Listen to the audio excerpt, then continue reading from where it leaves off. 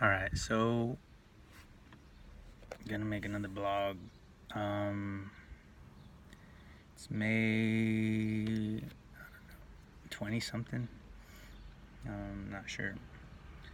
So I'm over here at Bedrock Park in Oroville.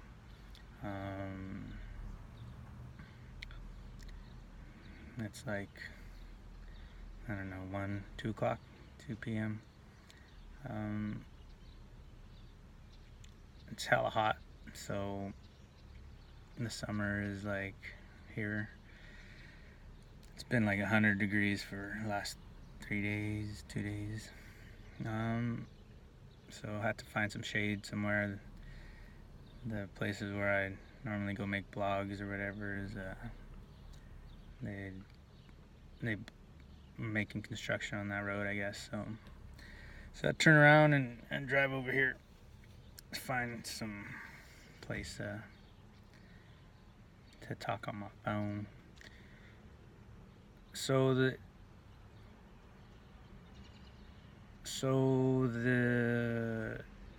stuff I want to talk about, I kind of started going there, but it was really too much to talk about. It's so weird because, like, time moves on and some of these things don't become relevant. They're not in your life anymore. They're not important in your present day. So I kind of feel weird talking about this stuff, but at the same time I feel like I should, just so it's a pretty important part of the story. And but there's a weird thing too, like people's privacy, or people, you can't just. It's weird because people went and threw my name out there and put me in the situation where all my life, all my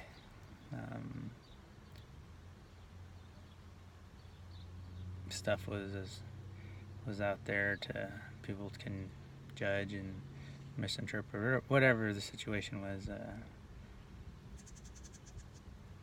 But I received a lot of negative situations and negative encounters, and it was really bad. I'm not in that place at the moment. I'm kind of am. I'm still dealing with it at the work I'm at, but the people are changing. I'm not going to get into that, but it's kind of like just, somebody else has stories about me and I haven't challenged them, So I'm kind of putting my what I know out there,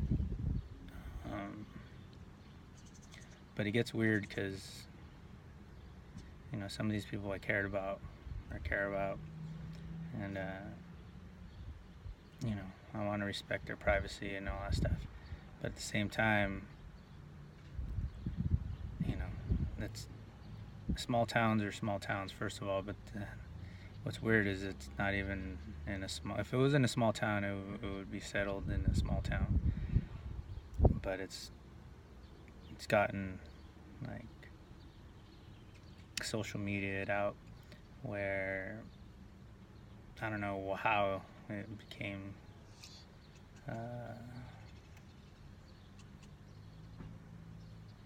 an issue for people, but it is, and I don't know how I got to be part of it, or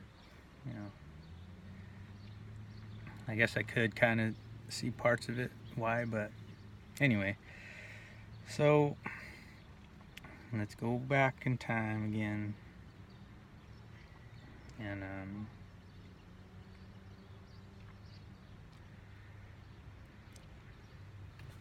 so I already talked about leaving 42 Oak Drive.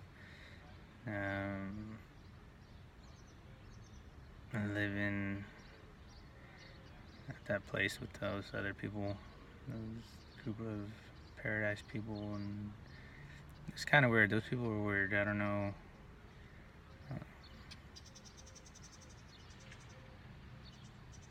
I don't know if I had said that, but that girl, that hot chick, that moved in, I'm pretty sure she moved in when I moved in.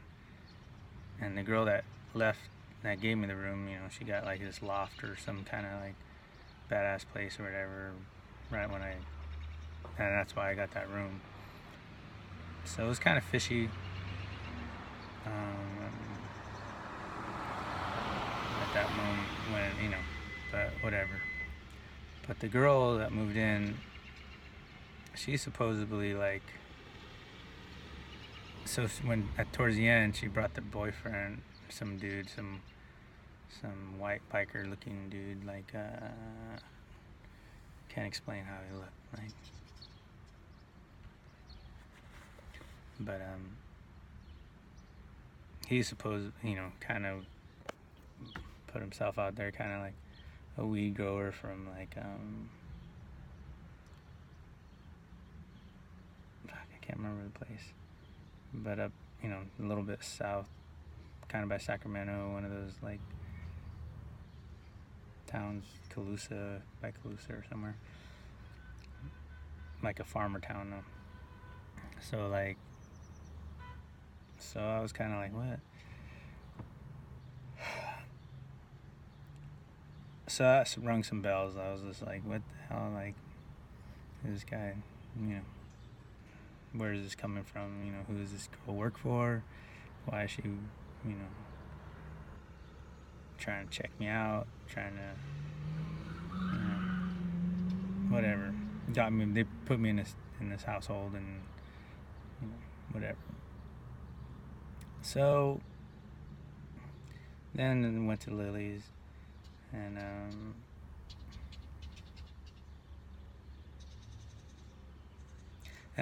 when that girl and the guy, that was when they were saying something. That's when I was playing with the Ramona Sky guys, Cody and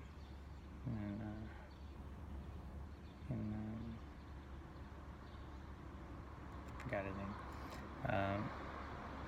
So when I was playing with them, music with them, that's kind of what was going on at that moment. So he had his little group of friends, and they were the white dude and the girl were sitting on the couch, and it was late at night, and they were like, oh, don't speak about Fight Club or something, some weird shit.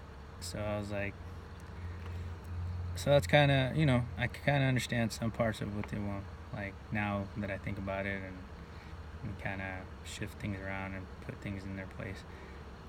Some things kind of fit, but some things really don't, because in reality, these people there was a lot of other shit that didn't have to do with me, things that weren't part of the situations that I wasn't part of, that they put me in. So I don't know. And there's this car, so I'm talking on my phone in the middle of Oroville. Oroville's hella fucking ghetto. I just drove to Bedrock and then drove by the skate park, and pretty bad. And now there's this car. I'm on my phone, and I don't know if they're thinking I'm videotaping people. So this car is next to me, is parked right next to me. I don't know if they're thinking that I'm doing some other undercover shit or something. Anyway, so that's kind of the situation that I'm in. I don't know why California or Oroville or Butte County is it's crazy because right now it's overrun with homelessness, and supposedly they're supposed to build a camp over here, and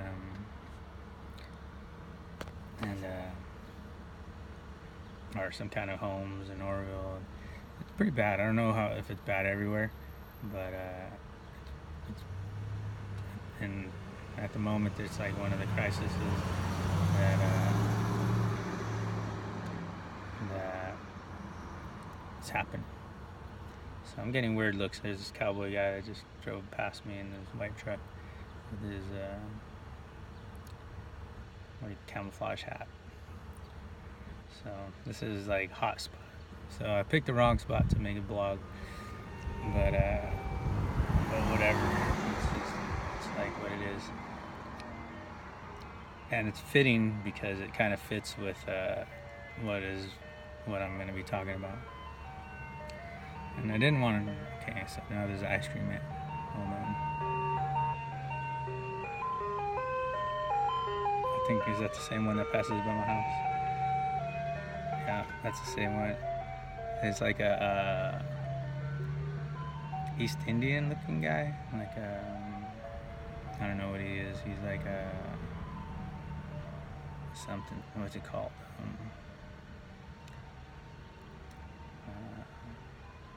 Middle Eastern. Like a Middle Eastern guy, and like just broke down ice cream truck. I don't know. Whatever. So.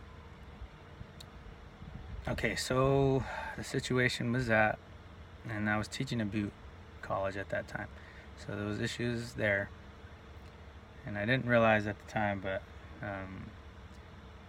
and this was after a few years of like being all up in the scene and playing music and doing all this stuff, and I'll go into more of that, like individual relationships with people here and there, but so these people already knew who I was, and I went to Butte College forever, and went to high school in Orville. So it wasn't like I was some stranger dude that fucking people didn't know who I was. These people, for whatever reason, like I wasn't like super buddies with everyone in Chico. So it wasn't that we were all buddies, but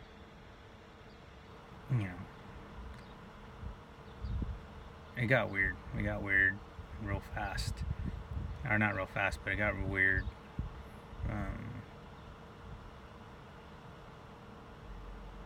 Got weird. I don't know how else to say it.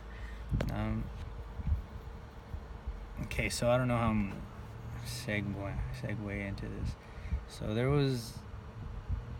the guy that I worked with Voice, and the girlfriend that I had at the time, Milos, part of this story, and Sarah, my son's mom, and Hosea, and Brian, and so there's all these people around, all people that I, my family, and friend, like people that I hang out with or whatever. But everything started getting weird for everybody. Like it was like weird, just weird in general, like. So these are some things that were happening. So the weed thing was happening at the time, and that was weird because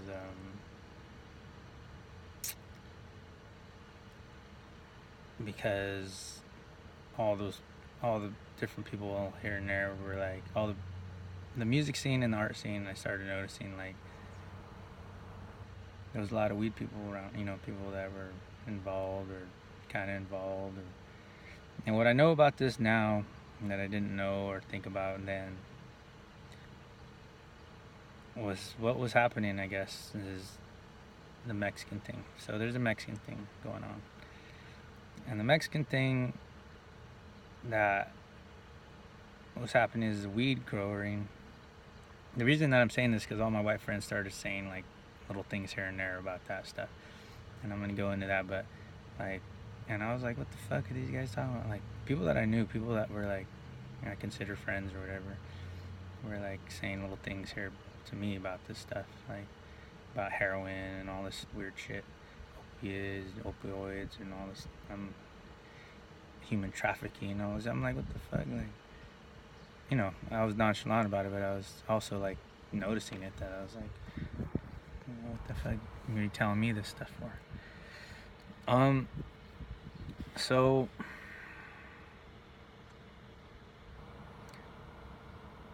the Mexican people, so cannabis is actually an American, not American, but like from this continent, you know, mushrooms. Like the natives around here were actually, I'm pretty sure, like kind of like the tequila thing. It's a native plant here. So when the farmers in America, when the Mexicans would come work over here in, you know, the old days, 30s or whatever, they would bring marijuana, and then they would smoke marijuana. And the white people were like, what the heck, you know, that's crazy, you know, we don't like that, and they made it illegal. And then, you know, obviously they made it their paper from hemp and all that stuff, the Constitution and all. So they must have known what it was, but I guess they didn't use it. But so when the Mexican people, or maybe they did, I don't know. But supposedly Mexicans made weed, and then white people started liking it. And then you know, I don't know the whole history. I just saw a documentary thing on it, on our little video thing talking about drugs in America. But it kind of mentioned that, and then it went into like, so basically what I know, so, you know, fast forward into nowadays, it was, or when I was in the 90s, they were just bringing a lot of weed from Mexico.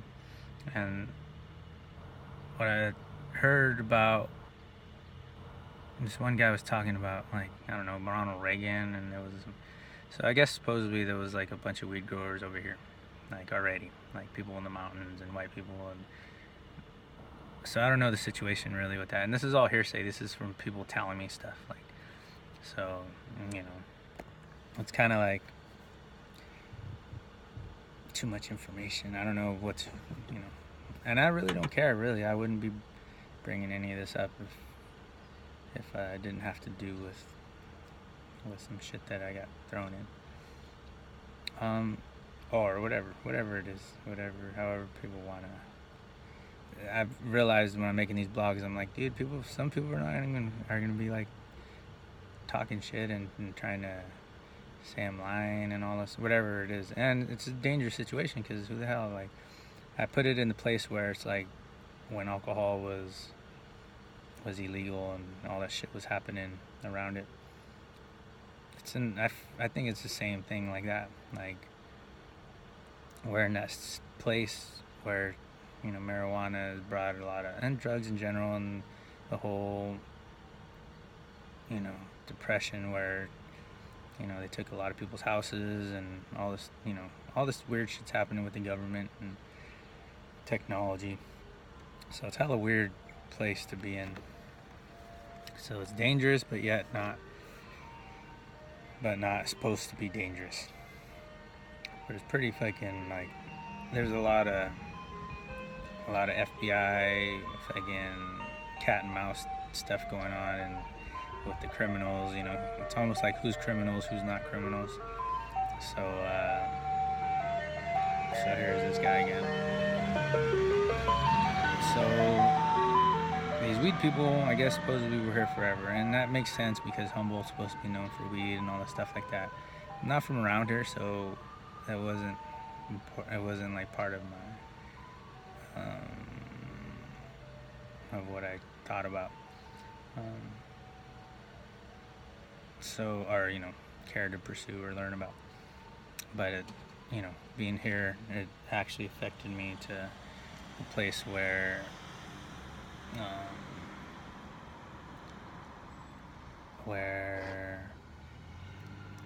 you know, if you get feel in danger, you know what I mean? Like crime's around you, so that's what's the situation. So,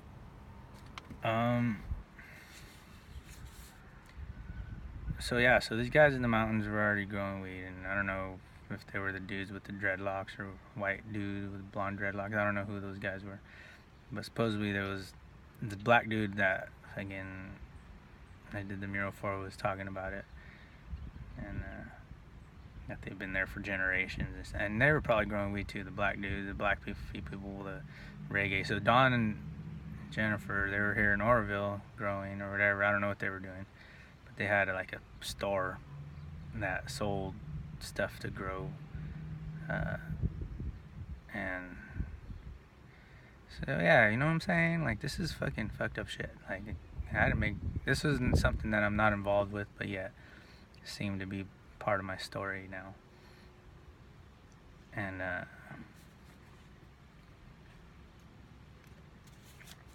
so there was some reggae people, you know, black folks that moved to Norville. I don't know. That was weird to me. Like they did some music show where they brought like some Marleys and all these, you know, famous people play music.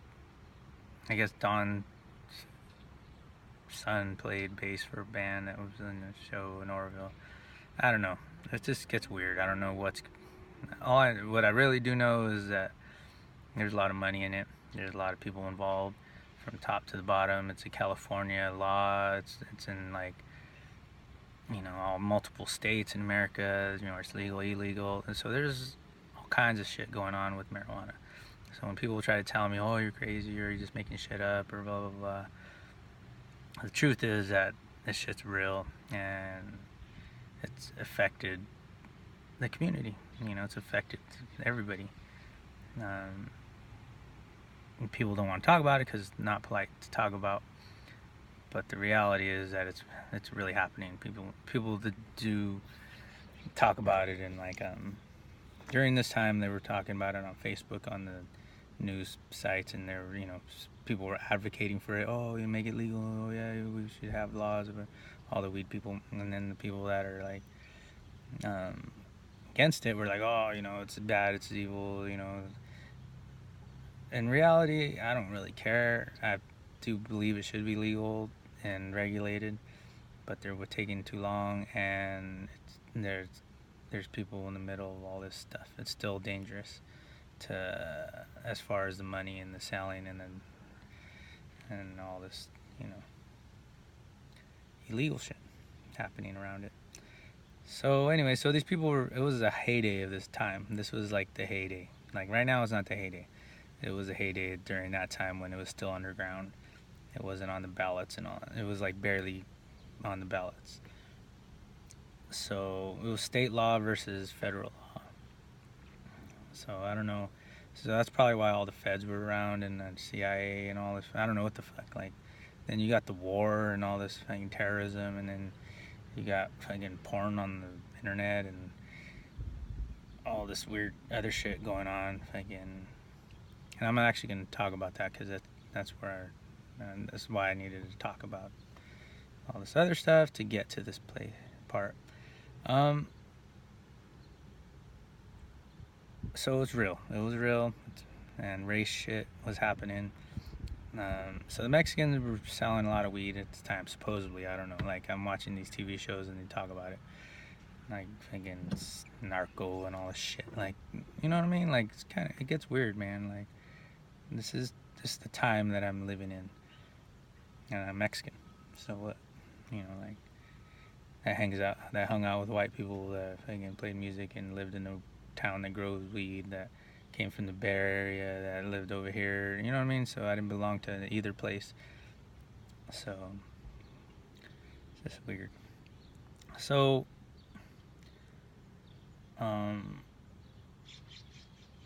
what is it? So it's funny. So the car just left a while ago, but it's, you know, they're totally checking me out. This fucking shit's weird, man. It's like, who runs this shit? Like, criminals or fucking the cops? It's like fucked up, man.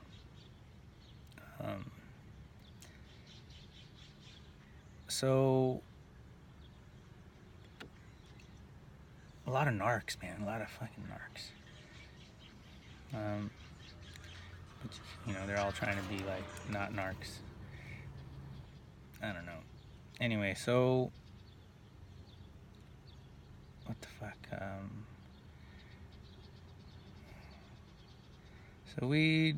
What was I saying? Shit. So that was happening, and then oh yeah, the war stuff. So there was war stuff going on, like oh yeah, and I just found out Time Warner got bought out by AT&T. So all this shit's continuing too, where there's like I said, after 9/11, the day after, they deregulated where there used to be a law that outlawed monopolies. So one company can't own more than 30% of an industry. And now that's not the case, So you got like information, like news places and media, TV shows and movies, and all buying each other out. And so now so basically there's only going to be one. And the issue with that is that if there's only one source of information, they can control what everybody thinks and does. And they fucking prove that shit on Facebook. They can prove that shit. They could manipulate people so easy.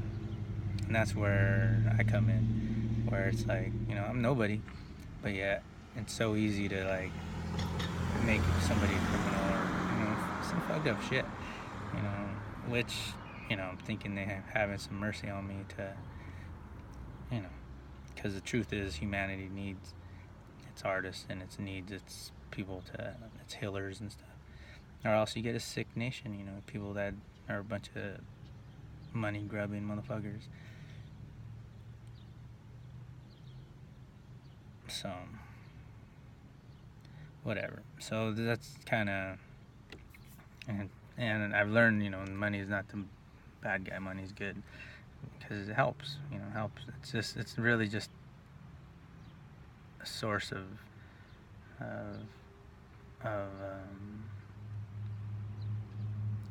having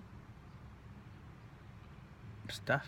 That's its ability to move commodity around. Which it needs people that are willing to move it in the right directions and let it flow. Because if you got people just hoarding it and trying to control it all, then you got problems, because then the rest of the people are going to be pissed off and whatever. Anyway, that's not what I'm talking about. So got this weed thing going on. Live here. It's my time. Making art. Going through issues. People were questioning who I am, what I'm doing.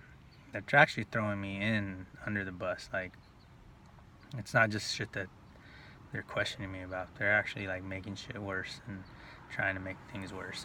And this is past tense too, because right now, I called them out and whatever. The world, there's a pendulum, and the more they threw shit at me, the more shit got everywhere. And now they got shit on them. So everybody's got shit. You can't just throw shit around and it doesn't just stay in one place. So we all got shit on each other. Not just in this community or people I know, but California and again America and all this shit happening. So yeah, so these people were really coming at me. And it was weird. It was so when I left Voice and I went to hang out with my girlfriend at the time, I kind of want to get into that story. So it was a good love, it was a very emotional, one of those relationships that's like super emotional and volatile, where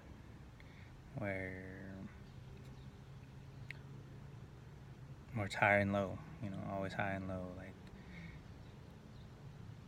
getting along and loving each other and breaking up, but she always pushed me, and that was a cool thing. Like, and that's why I loved her, and I still love her and stuff, because she made me have to do better than, I probably would have did better just fine without her in reality, but she did make me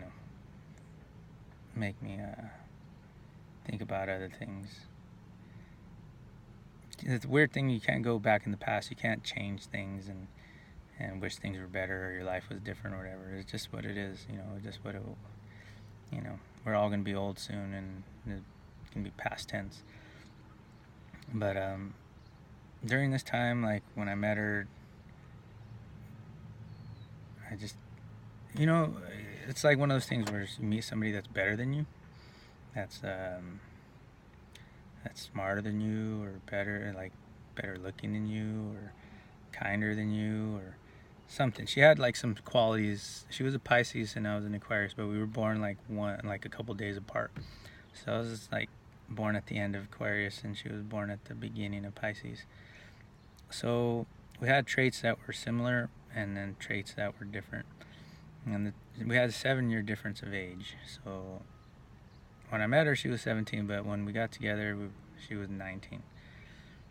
And I was 25, 26, 27, 26 or something when we got together.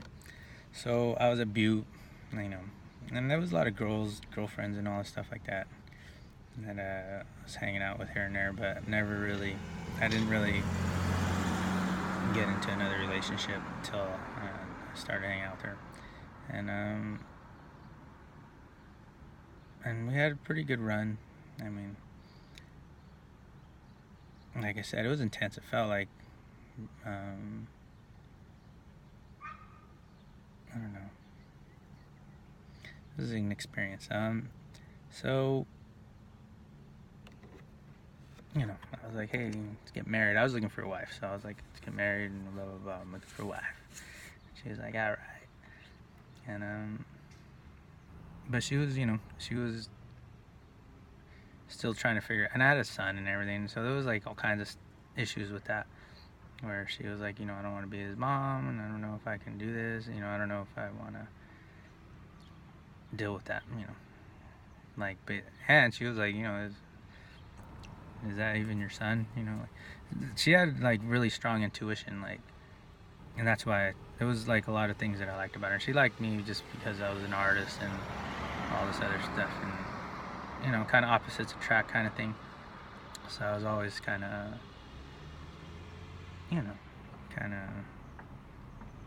whatever, kind of loud and whatever. She was more reserved, and I think she liked white dudes. So I was like kind of, because the guy she met before me, too, this tall dude, which was weird because like my cousin Val, like, and his wife, like, there was a dude, I forgot his name already, but I guess his ex-wife, or his wife, knew her before. I went to their wedding and the guy was there like speaking, and I guess he was like the best man, or like one of these dudes that was like important in the wedding. And that was a dude that was like hanging out with her when I met her, or during like those first few years, like right before we got together, she was like hanging out with that guy or whatever. Her friend was like, oh, it's her boy toy or whatever. So this tall white dude, fucking jock kind of guy, and so this guy like shows up in like different places, and it was weird. We did went to like this spoken word thing in San Francisco, and me and her went, and this dude shows up there, and this is early in the relationship, like a year into it or something, and like, so like he's like trying to jock up on her, and like, like without, when I would turn around and like they fucking, I don't know what the hell he was like, he's like, hey, so it was weird to like to see this dude like man, there's another guy. Fuck, this is a bad place. These guys are like hell checking me out.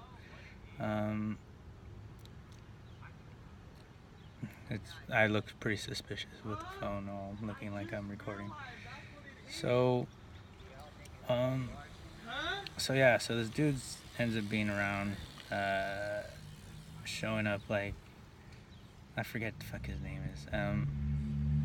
Anyway, so he's not that important, but, and then she was hanging out.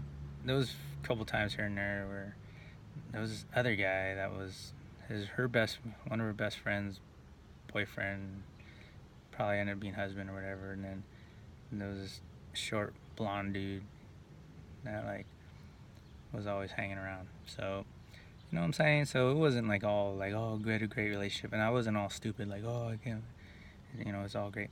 But what happened is that we did give it a try, and we did spend a lot of moments and time together, and try to keep each other in line, and it was a fiery relationship, and we had a lot of deep talks and all this stuff. You know, like not a lot of deep talk, but we had a lot of deep moments,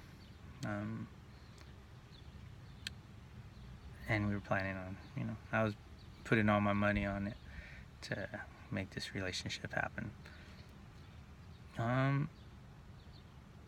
So yeah, I mean, it was what it was. But what was weird at the end of all this stuff, and the thing is that we kept coming back to each other. So it wasn't like I was like following around and like making her and being in this relationship. It was always back and forth. Like, it wasn't one-sided. So I wasn't always good to her, and she wasn't always good to me. But we ended up sticking it out here and there.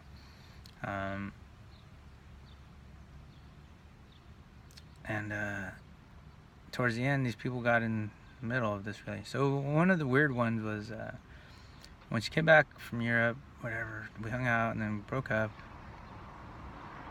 You know, I told her whatever, and then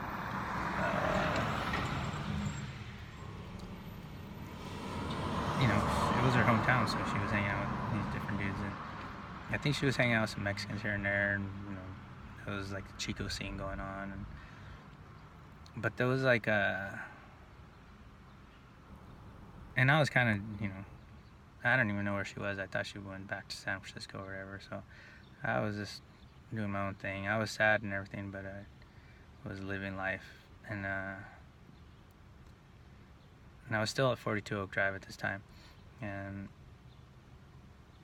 I was working at Butte, and I remember because I got in a wreck, this lady hit me, and I wrecked 2 cars or whatever, and I was like, hey, my car, I was going to her house at that time from work, and I was like, hey, pick me up, and she was like, nope. I'm like, nope. And she was really cold, like hella cold, and at the time she was fixing up her parents gave her a house or whatever, and she was fixing it up, and she was like rock mountain climbing or whatever with these bunch of white dudes and white people, and like, I don't know, like it was just weird. Like it was like we were in the same town, but we didn't really talk. And for what, you know, at the time when I broke up with her, because when she came back from Europe, she was living with me for a bit, and you know, she was hella like whatever, you know, like I don't give, you know, like not really. She was still dreaming of Europe, whatever. And then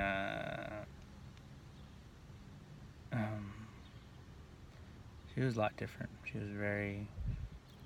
didn't smoke cigarettes at the time. When I met her, she would get mad at me for smoking if I smoked cigarettes or whatever. And this time she was like smoking, and very Europeanized. So she was like hella turned into like a version of me. So I was like, damn, like this chick is off the chain. So I kind of thought it was cool that she was more liberated, but actually, you know, at that time I was just like, you know, I had been with other women that were like hella gorgeous, so she was gorgeous too, but I you know, was in love with her, but it was too much water under the bridge, where it was like, it's not the same person, and I'm not the same person, and so we had issues of, which I'm proud of her. She ended up being a stronger version of herself, which was good, but she was just different than the person that I met and known. And so when it came down to it, when she challenged me again, I was like, dude, like, okay, let's just end it. Fuck this shit. So, and she was like crying when I kicked her out. I was like, get the fuck out, because some dude from Las Vegas, I guess she went to her friends with Las Vegas, and she's like, I'll be gone for the weekend or whatever. I was like, all right. And then sure enough, she's like, oh, I just hung out, the guy was having some party and getting married and blah, blah, blah. And nothing happened. It was just, nothing. And I was just like, and she was pretty honest with me most of the time, so but I just didn't care. At this time I was just like, we can barely maybe bring it back together. And I know there was things here and there that she wanted to try to bring it together, but so anyway, whatever that situation was, I was just like, no. So somebody texted or called in the morning, and I was like, who's that? And she told me, and I was like, dude, gotta go. You can't go through that again. And so she was crying, and then she left, and then like a week later or something, like I didn't call her, nothing, and then I was like, fuck. So I called her, texted her, so then I went to her parents' house, and she was like, oh, she said she's been crying in the bed for a week, and all this stuff like that, and I was like, damn, like, I didn't know that. So I felt bad, because she really did care. Anyway, but I was an asshole also, and I tried to act like I didn't care either. So we never patched it up. And then so she was living in that town, and I was living, and then we'd talk here and there once in a while, and she'd come over, and then and during this time, okay, so how Seward comes into this is like, he was like going through some shit in his own time. And at this time, I didn't know, but I guess he knew some issues with me, and I don't know how long all these people knew about the stuff that was going on with me and my drama. Like, but I kind of trusted him and shit.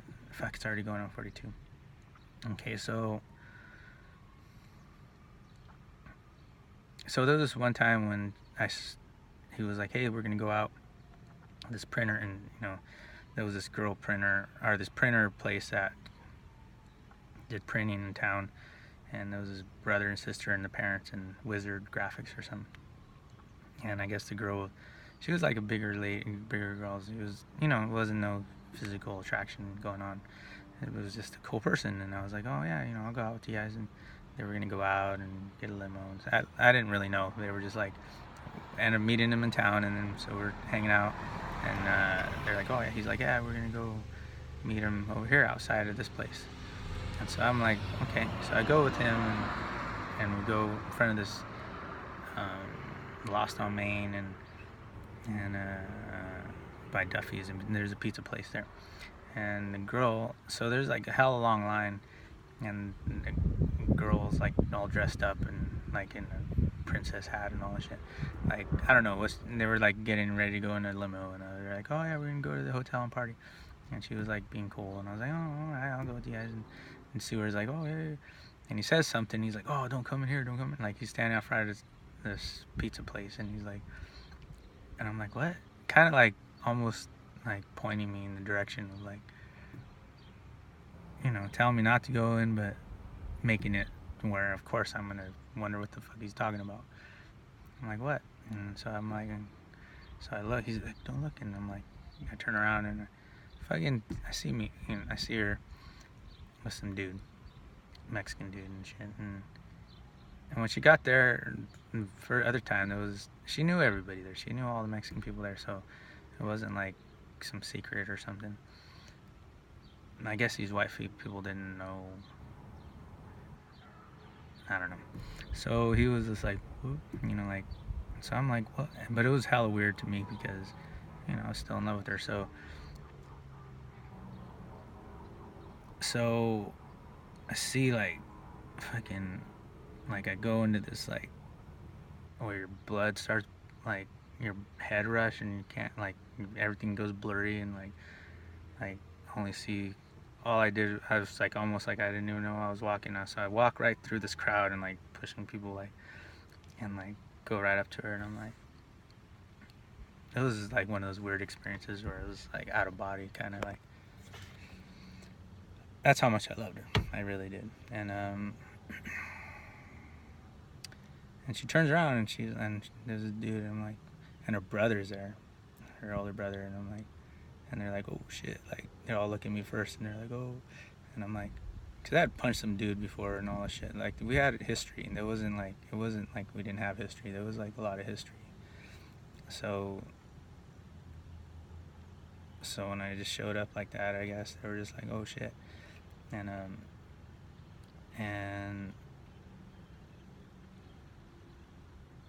and she turns around, and she's like, yeah, and like coldly, like really cold, man. Fuck, that girl's cold. She could be cold as ice. So she was just like hella cold as ice, and she was like, oh, hey. I was like, what the fuck? Like, I was about to beat people up and shit, and like, and she was just like, oh, how you doing, or whatever, and I was like, it was fucked up. So we gave each other a hug, and I was just like, I'm like, fuck, dude, like, what the fuck? So I walk out, and Sewer's like, are you okay? And I'm like, no, I'm not okay. And the other girl's like, oh, well, we're leaving. Like, what the fuck just happened? I don't know, but we're out. So they left, and I'm just like, fuck, dude, what the fuck? And then they walk out, and her and her family and the dude, they're walking away. And then when they cross the street, like, the guy, like, kind of grabs her ass, and she kind of jumps in. So just kind of showed me, like, hey, you know, I'm with her or whatever. I don't know what the fuck that situation was, but I was like, wow. So that's why I never hung out with her after that, because I was just like, fuck that. Fuck everybody. Fuck these people. So I was just like that, you know. I saw her sister one time, like, waiting for in line for a bar, and I was like, hey. But it was kind of weird. It was almost like a blur. I don't really remember, like, a lot of that situation of how, because like I said, I thought she'd move back because she was just doing her thing, whatever. Kind of like that Drake song, hanging out with some girls that I never met before and shit. Like, fuck. Like, I think, you know, all these musicians, like, made songs about my shit. Like, or else they just had similar experiences, but that song, like, was pretty hit it right on the button. And anyway, but I don't hold anything together. This is hearsay shit. This is my experience. This ain't other people's version of it. So really, like, I give people props to do what they want to do, be who they want to be the real version of themselves, and that's all you can do in life. So all my ex-girlfriends, everybody, like, do what you need to do. You know, if people cheat on you or whatever, you cheat on them. Whatever happens in the situation, as long as you're as real as you can be, can't hate on somebody. But if fake people that are fake and shit and try to manipulate shit, and that's the people that I hold grudges and pissed off about. So, fuck, it's already, okay, so 48 minutes, 49 minutes. I got one more minute. So, oh no, I gotta continue. Okay, so, what else happened? Okay, so that happened, and then I seen her here and there, wrecked the car, we hung out. Then there's other guy. So I don't know what's going on with her, and I thought she moved. But I'm drawing in farmer's market. And farmer's market, you know, I have my stuff and I'm drawing people. And a lot of shit was happening this time. There was like girls, still a lot of girls everywhere. So it wasn't like I was all nice and everything. Well, I was nice, but I wasn't like, I was all nun, being a monk or whatever sitting around my house, which I kind of was, but there was always girls coming around. But it was weird because so another one was the U-Bar. When I was painting at the bar, this guy, owner of U-Bar, Rob, he had me paint all the stuff at the university bar. He owned 3 bars, Beach, that one, and Panama's. And I've been working on and off for him for a few months, a year maybe, or I don't know, a couple years. And so there's this other girl, she's like an African dancer girl, and like she ended up renting a room with my son's friend Aiden and his parents and his mom, and I met her because I was drumming with the cafe culture people and like doing all this music stuff with them, and doing shows and art shows, and so she was kind of part of that scene. And I would go drum with the African dancer people, and because they were kind of multicultural, and I kind of wanted to like find some multicultural group somewhere and to hang out with, and kind of do stuff with. And so she was like a white girl, and supposedly she had a troubled brother and something drugs, and I don't know her whole history, but she was cool. She was pretty girl, and mature, kind of like a hippie kind of, a lot of these hippie girls, like not hippie, but kind of like holistic, kind of like, African dancing and stuff. And so anyway, so she was there, and so I was like, hey, she's cute. So she was like, so we kind of hung out here and there. We were hanging out, and she was like, hey, why don't you come to the dance with me? I'm having a birthday party or something like that. We're in the VIP lounge, and there was some people that were just too involved in my life. So this guy Rob was like, I don't know what happened with him, but there was some issues with like some cameras in the bathrooms, and so the town like busted him and like made him do work something. I don't know. The guy was a millionaire. I don't know what. He seemed like a super cool guy and everything, inventor guy, and like, so I don't know. Like, the girl from the Synthesis, the redheaded girl, was like, oh yeah, he's cool. He's good people. So, which means he's not racist, I guess. I don't know. So, like I said, there was a lot of race stuff going on too. It wasn't just weed stuff, but it was a lot of racial issues.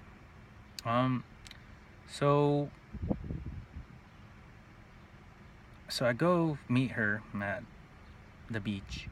They have a VIP upstairs. So I'm like standing out there. I'm like walking, downstairs for a second. I'm already getting old, so I'm like, man, I don't even want to be here. Like, all these people are fucking like 20, like kids and shit. So I'm like, already in my 30s. I'm like, So this girl comes downstairs finally, like after like 20 minutes. I'm like already like, what the fuck, texting her going, what the fuck. So it was already fishy. So but at this time, I'm still pretty dirt. I don't know what's going on. And so she comes down and we go upstairs, and I'm like, all right, finally, like, okay. And go check it out, and it seemed pretty cool. I was like, oh, this is pretty nice and whatever. So she takes me out on the balcony. The party's starting, everybody's dancing and everything. I'm like, okay, it's kind of cool. Get a drink, and then I look out there, and she's like, kind of just put me in position, and like it was like all timing, and I fucking see Miro down there with some dude, like, and she's just standing there. There's like 2 people with her, like another girl and her, and some dude, and like they're just standing there. I'm like, is that her? And I'm like, same thing kind of thing. I start getting like, again, tunnel vision, and I'm like, what? So I'm like ignoring her, just looking, and the girl's like standing next to me or whatever. I don't know. Sure, she comes standing next to me. I don't know. It was weird, and I'm like, and so this kind of started dancing and shit, and so this girl starts dancing up on me, and so I'm like, it was just weird, man. I'm like, now I think it was some kind of revenge plot or something. I don't know who's who, but it was kind of fucked up, trying to, and it goes far. So I'm a farmer's market, right? So I'm at a farmer's market, and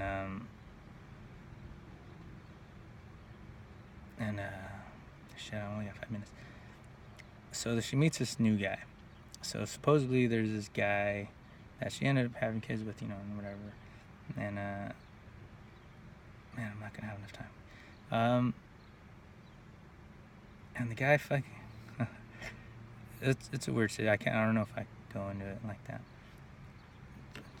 It's a longer story than a couple minutes.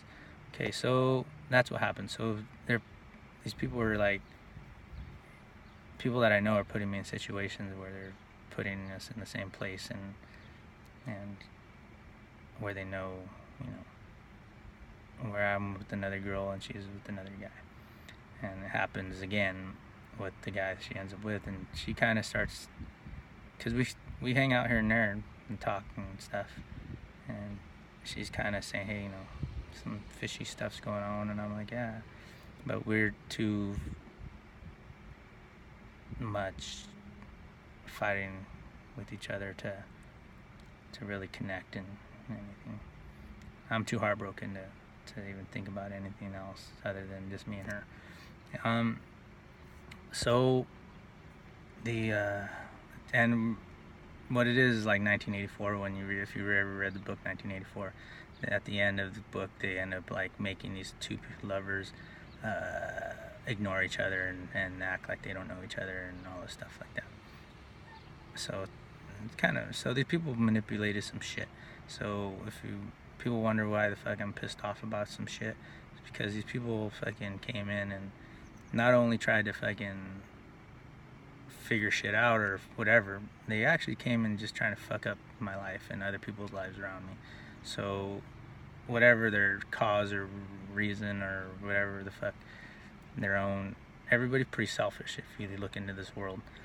Like, so whatever their reasons they had was some fucked up shit. They came in and fucked with my family, fucked with my son's life, fucked with the girl I was gonna marry's life, and fucking fucked with my parent. So whatever karma God gives them, or whatever happens, people want to act like, oh, we were just trying to do good. Nah, dude, you guys weren't. And that's it. That's my version of the story, And I hope the best for everyone. I hope the best for Milos and Seward and all these people, but I have to call them out on some shit. And really some people were innocent. Like, really, Milos, she did her own thing. Like, it's painful to even talk about it because she don't deserve it. She deserves to live a normal life, but the reality is other people are already talking about it. So okay, they already went through it. They already fucking combed through her life, and her friends knew this. They're like, oh, he ruined your life. And well, I personally didn't ruin it, but fucking all the shit that came down on me, like, they pulled her in, and that's kind of fucked up. Okay, later.